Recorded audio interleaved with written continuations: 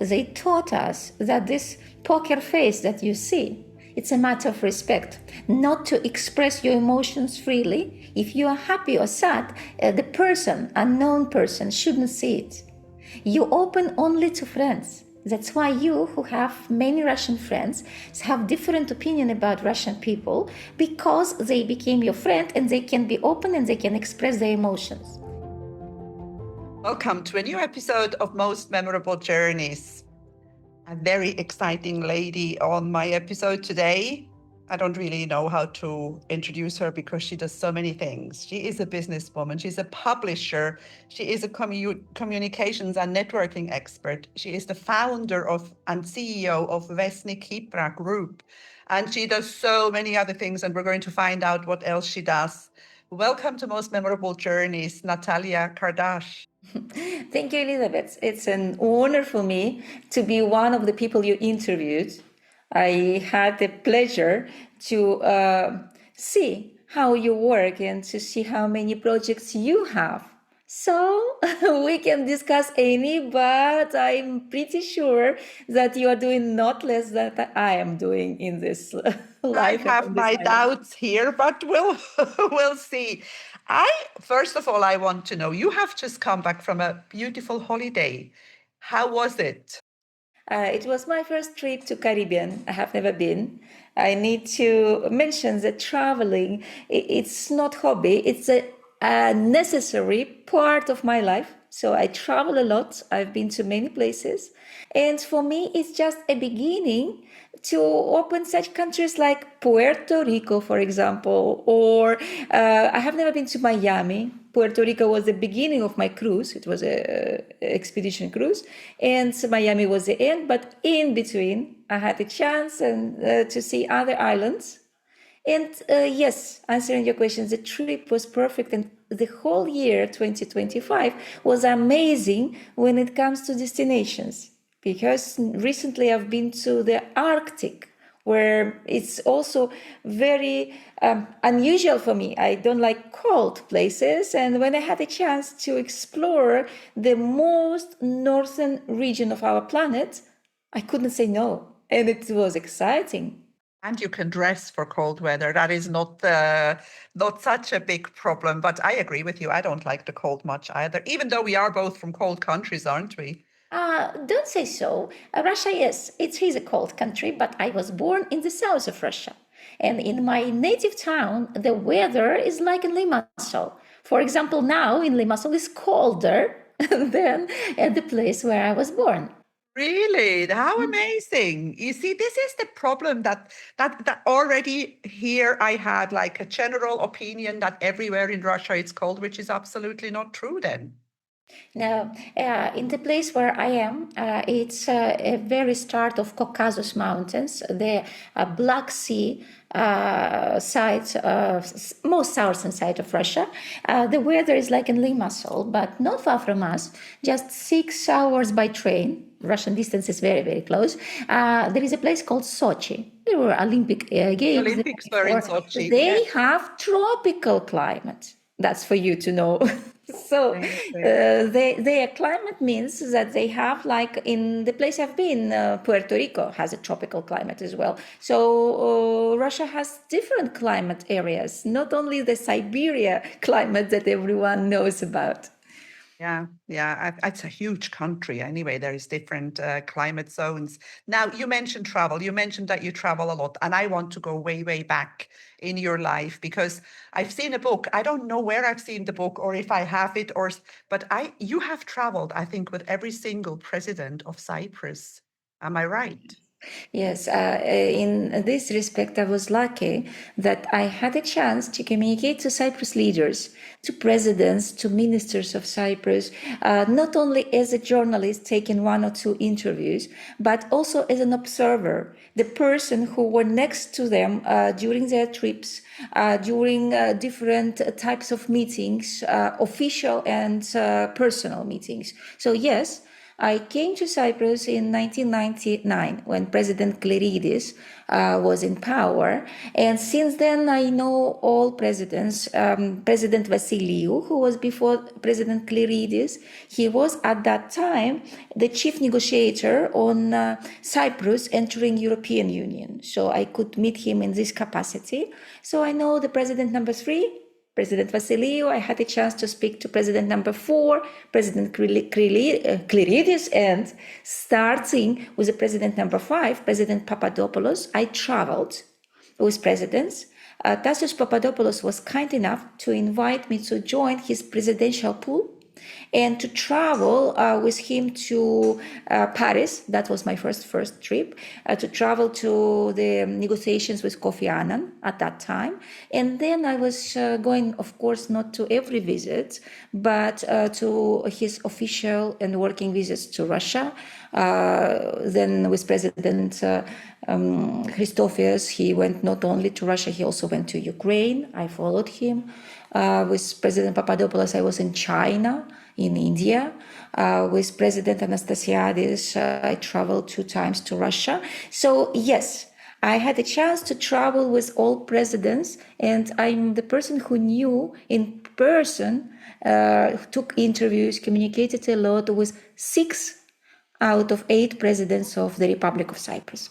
That's amazing. And I'm now going to ask you a question that I'm not expecting you to answer, because I always ask at the beginning of the interview, is there something you don't want to talk about? Now I'm going to ask you, which one was the nicest of the presidents? It's easy.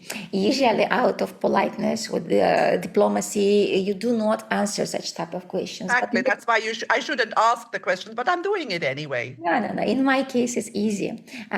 President Vasiliou was not only one of people I interviewed or the leader of the country. For me, he was an older friend. He was very important mentor, advisor. Actually, through his eyes, I saw economics of Cyprus, Cyprus politics. So for me, he was everything. I was too young. I knew very little about Cyprus, and he was patient enough to explain what and how and who. And it was a period of my life when I met him like almost every second week. So definitely, I know who is my teacher, mentor, my almost God in the Cyprus politics is George Vasiliou.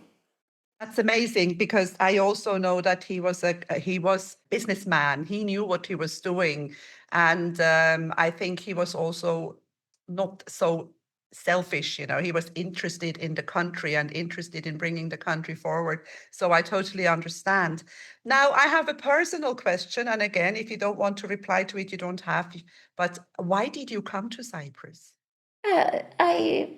It's a personal question, but I will reply because that's known to my readers, to friends.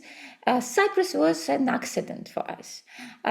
It was not a goal, but our daughter was sick. She was 3 years old and she had severe asthma. And we had to choose a new place to live, because that place where we lived before, Krasnodar is a city, very big city, is the capital of South Russia, was not good for her. And we had a choice of few destinations. Cyprus was one of them. And I was lucky that Cyprus was a place where you do not need visa to go. So I came myself here. I found work in Cyprus because a Russian citizen needs visa. And then I brought my husband and my daughter, and we did not know for how long we're coming. There was only one criteria: if she feels better, if this climate suits her, we stay. If not, we will choose another destination. And it was very, very obvious from the first 6 months that Cyprus is the place she needs to live, because she didn't have severe asthma attacks here. At the beginning, we still experienced it. And now she is almost 30 years old. She forgot what asthma is, and that's because Cyprus is Cyprus. She lives abroad now, but Cyprus helped her to recover. It healed her. So this is a beautiful story, and definitely a very, very good reason to come here. And I'm very glad you came, because you have offered a lot to this country. You are the founder and CEO of VESTNIK KIPRA Group. I don't know if it was always a group. I think at the beginning it was just VESTNIK KIPRA. How did it start? I'm a founder of the group, that's right, but I'm not a founder of VESTNIK KIPRA itself. Before I came in 1995, there was an initiative to create the first ever Russian language newspaper in Cyprus. It was obvious that there is a community. At that time, there were about 20,000 people who do not understand Greek news. They don't watch TV, they don't listen to the radio, they cannot read newspapers, but they live in Cyprus and they need to know Cyprus news. VESTNIK KIPRA as a newspaper was created as an advertising newspaper with no idea about news, but the idea that people need to buy, sell something, they need to have announcements and to know what's happening around. But very, very soon, the founders of VESTNIK KIPRA newspaper realized that the most important and valuable contribution to the community is to translate news, because people didn't understand what's happening around. When I came in 1999, VESTNIK KIPRA was one of 7 different newspapers. By that time, there were 7 newspapers in Russian language. And 1 year later, I came VESTNIK KIPRA, not at the very beginning. I was introduced to the owner of VESTNIK KIPRA, and we found common language. So he suggested for me to be a partner. I've got shares immediately, and the managing director of the newspaper. But being one of 7, it means that you need to fight for your survival, because any business needs income and you have just 1/7 of the pie. So we started to think what we can do differently. And we realized that none of the newspapers has the community around it. So they have readers somewhere. Who are these readers? What they want to read? Nobody has ever tried to answer these questions. So VESTNIK KIPRA started to create events for the community to see readers face to face. And we were so much surprised that our first public event gathered together 1,000 people. We did not expect to have 1,000 guests. And we were just 7 people working in the company. So we spoke to 1,000 people during one day. And it was my record. Never before, never after I could do this. But starting with that event, we could organize a lot of community events. At the beginning, there were only free events, like, I don't know, birthday party of VESTNIK KIPRA or New Year activities or something. And then we started to look at it as a business, event management company. And we also found out that there is no educational center in Russian language. And we created, in Cyprus they call it Frontisterio, an afternoon educational center for the Russian community first. And then we found out that Cypriots want to learn Russian. All right, so we started to work with the Cypriot community as well. So all the history of VESTNIK KIPRA Group, coming back to your question, it was not a concept created well in advance and followed. It was a response on what community needed in matter of education, event, communication, protection of the rights. We created association of Russian-speaking residents of Cyprus to be able to go to the authorities and to raise questions or concerns of the community. So slowly, the business became social business for me. It was not only about income and the expenses of a printed newspaper, it was about handling the things of the community. And I was working in this rhythm until 2020, until COVID. It was a certain way how we worked with the community. Now, last 5 years, we work differently, but VESTNIK KIPRA Group was created with the aim to support the Russian-speaking community here. Wow, that is an amazing story. And I love the fact that you reacted to the community's needs. It wasn't like you had a business plan and you went ahead and you did what you wanted to do. You did what people wanted, because I think community is one of the most important, apart from exercising and eating good food, healthy food. Community is one of the secrets to a long life, because we need people around us who support us. And You said when you came, or at that time, the community was 20,000. How many is it now? There is no official data, but our estimation is 100,000 people, 10% of Cyprus population. That is amazing. And the one thing about the people that I know, and I'm telling you a secret, I took Russian lessons for a few, 2 or 3 years, not very successfully. I am actually total rubbish, but I can understand a few words. And I have some good Russian friends.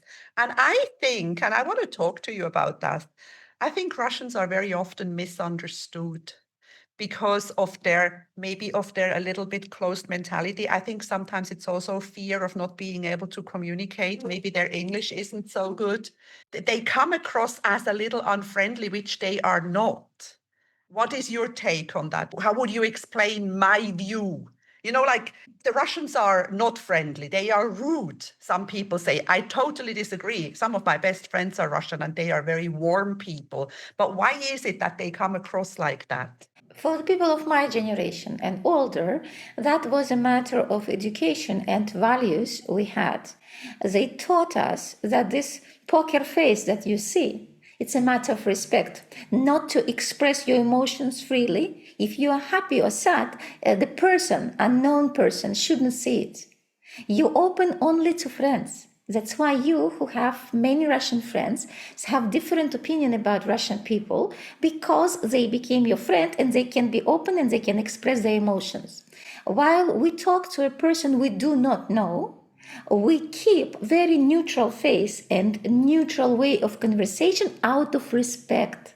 And that's why we are misunderstood. In my generation and older, they taught us that we should be polite enough, but we should keep the distance. We should address people in plural. In Russian language, like in Greek, there is two ways how you address you and you.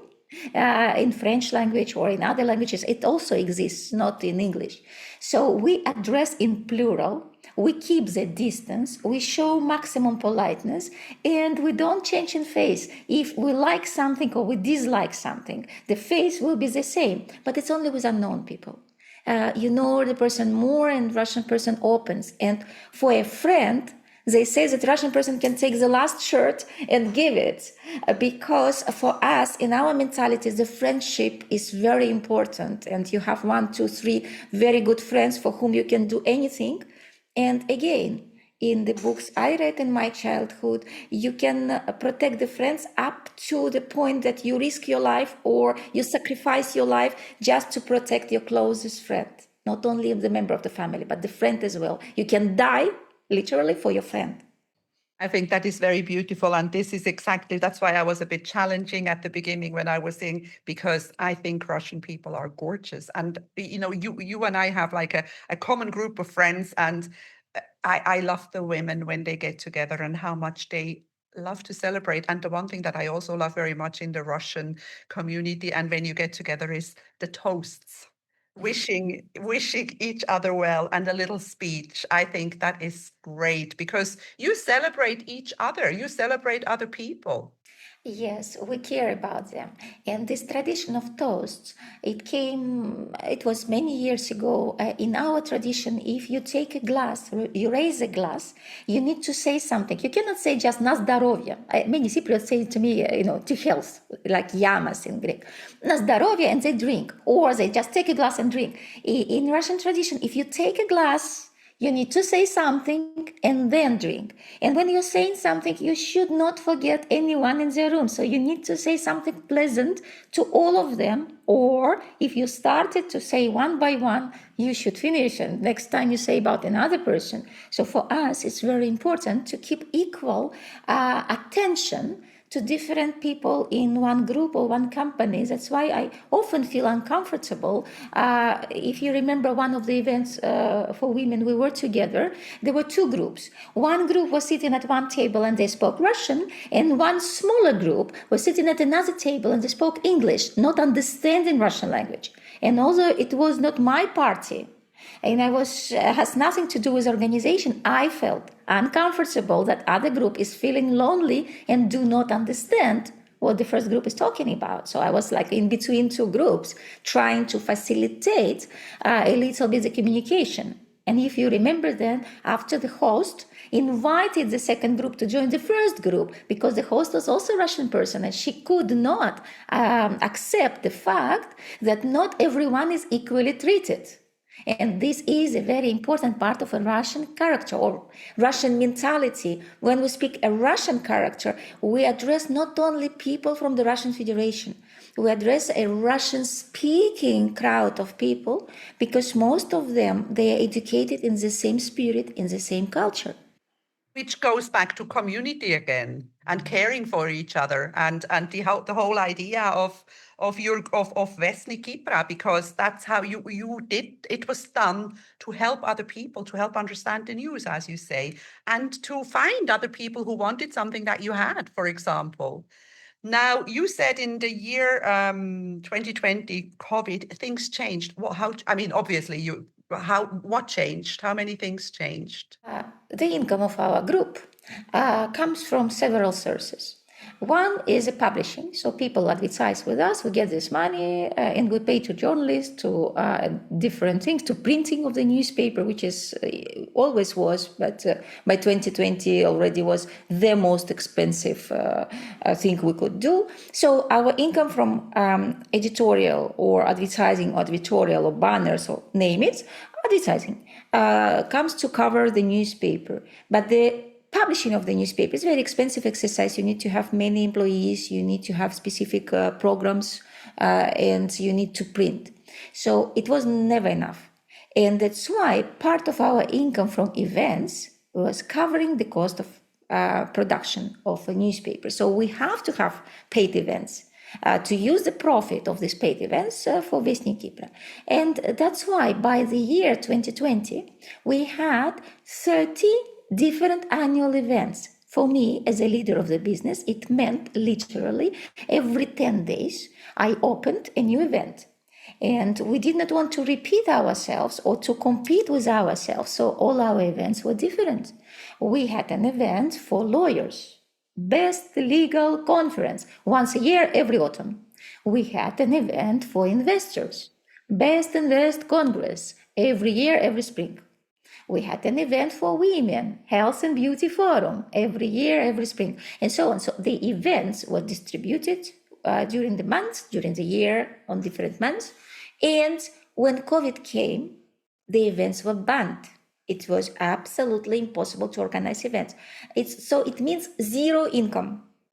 But does not mean zero income for us. It means that we have losses because we already took money from exhibitors and sponsors. If you are an event company, you know your program 18 months well in advance. So we knew our sponsors, we knew our exhibitors, we knew our dates. We spent this money for advertising, for salaries, and so on. And then COVID came and we cannot do the events. So not only we lost the income, we also stayed with a certain debt that we need to pay back if we don't organize the event. And at the beginning of COVID, it seems that COVID is for 1 month, okay, for a couple of months. All right, this year it will finish, this summer it will finish, this autumn it will finish, but it was not finishing. So it was a big stress. Zero advertising income because all the businesses were closed. People were sitting at home and the only business were working as a delivery business. So people didn't bring us money to advertise, but the newspaper needs to be published. So it means those 10 people who produce news, translate or edit or design, they need to be paid. Zero income.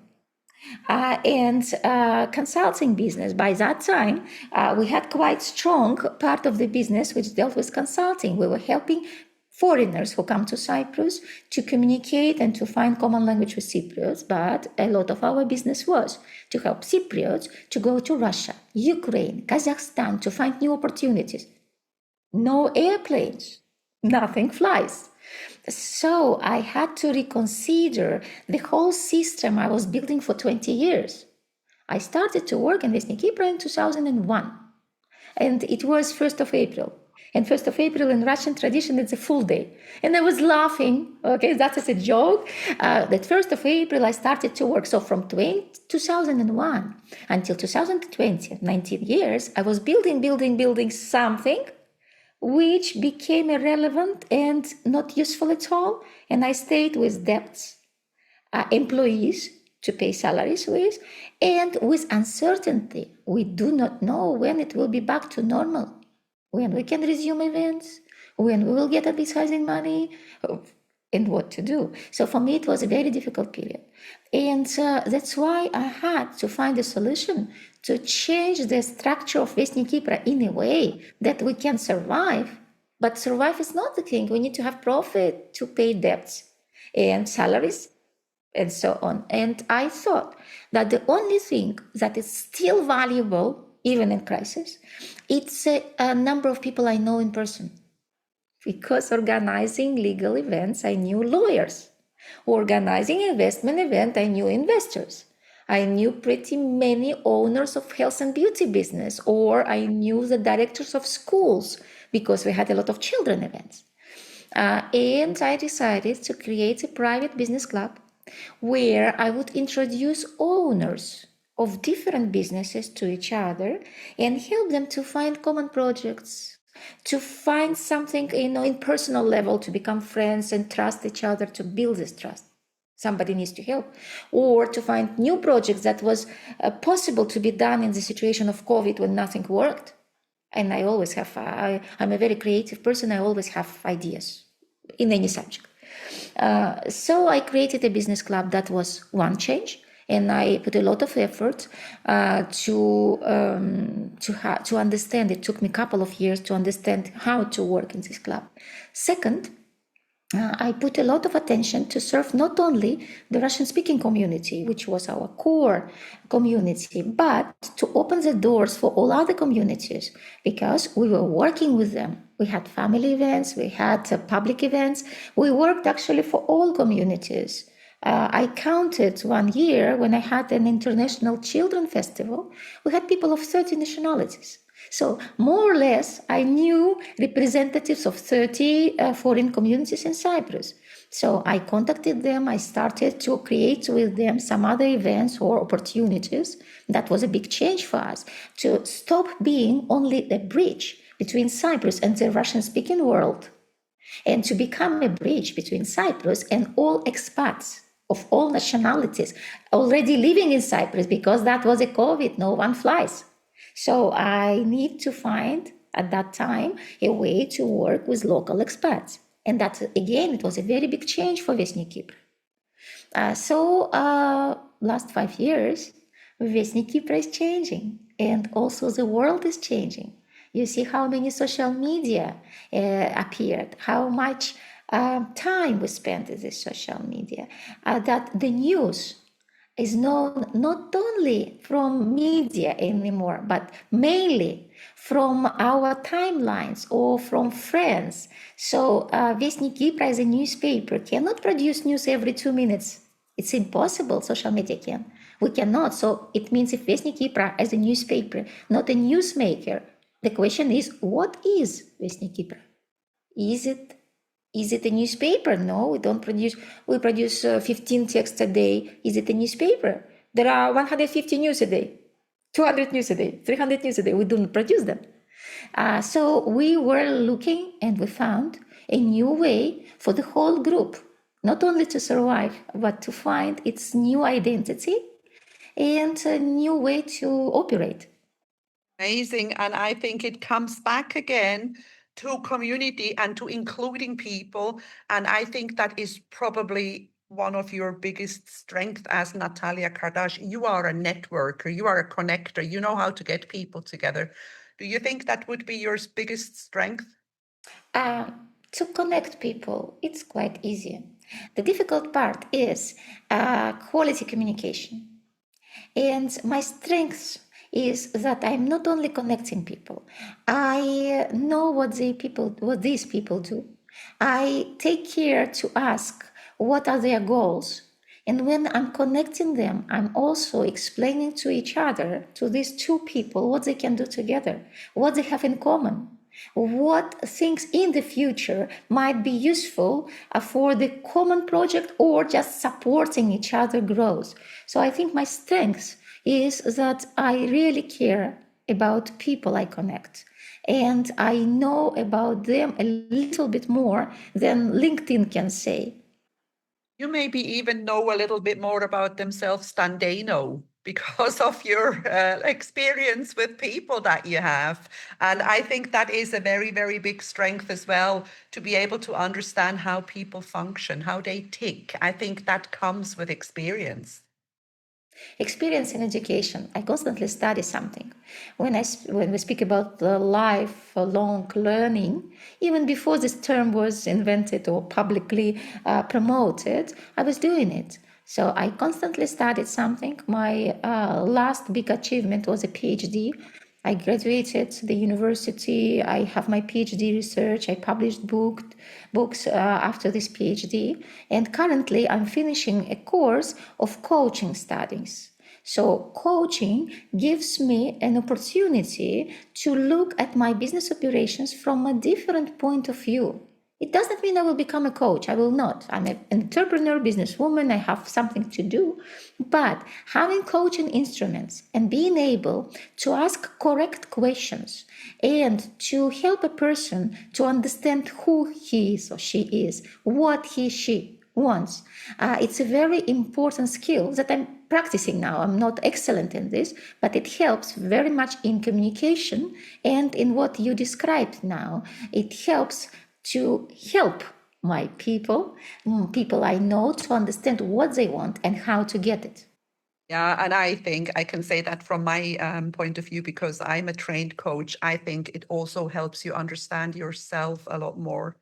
There are so many things that you do in a coaching education when you realize, oh my God, I have that, but I didn't even know that I have that. And I think it's one of the most important things is getting to know yourself well in life.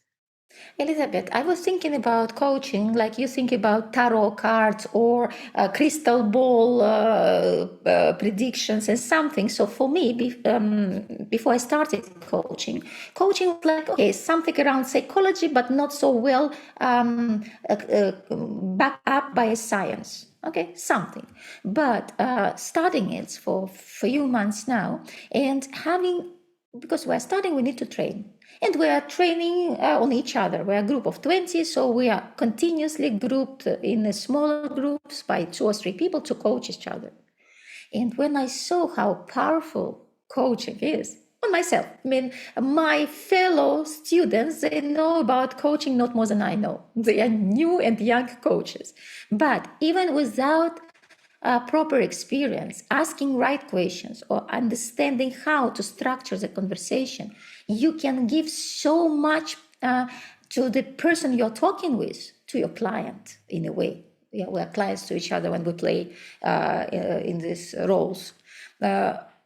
Coaching itself and coaching studies for the last 4 months, gave me more than the previous maybe years of reflection, because you can think with another person who is neutral and who can look at the situation from different perspective, from different angle, and he shows to you different reality. It might be like this, or did you think about that?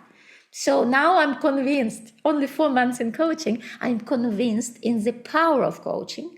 And I'm pretty sure that coaching as an element, as tools, can be used in business to improve the results, to find the new ways to do the same things you're doing, or to find new directions. Where do you want to go? Well, you've just taken the question out of my mouth, because we're coming to the end. And my last question that I want to ask you is, where are you going, Natalia? What is next? Because I'm sure you've got something up your sleeve. Maybe you don't even know it yet, but what's happening next in the life of Natalia Kardash? I have a private business club. Uh, I am saying to everyone that there are 100 people of 23 different nationalities and of 37 different types of businesses, which is true. I was trying to collect statistics for one of my speeches, and I found out that this is a reality. If to be precise, we have 96 people. So 96 business owners, business leaders from different fields of activities. For me, it's a very interesting crowd. because I understand now how they operate, what they think about, what they want, and I want to focus on this. I want to focus on their communication campaigns. I want to find for them right people to talk with.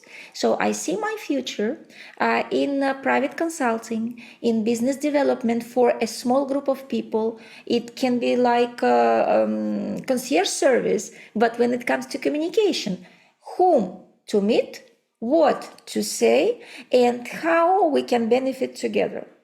I have this in my nature. I love doing it for myself, for my business, and I'm doing it for others. That's one part of my future. And second part of my future is connected to teaching and advising.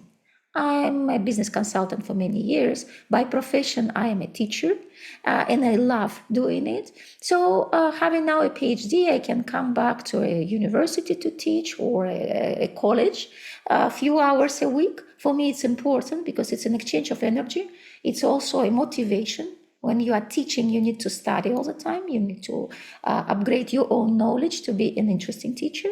So my future, and like a new page of Natalia Kardash, will be to pay more and more attention, to spend more and more time to private consulting, including coaching, in a way, with coaching instruments, to introduction and quality communication, and to teaching.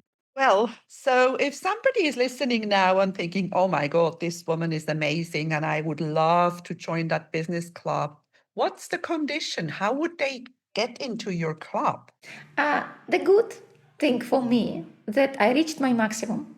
So 100 people is a maximum. I do not accept any more people. If somebody will not continue, okay, 1, 2, 3 people can be accepted. I don't want to have big club. I did already events for 15,000 people. So it was a tick. I did it. Now the club of 100 people, we do not look for new members. That's one.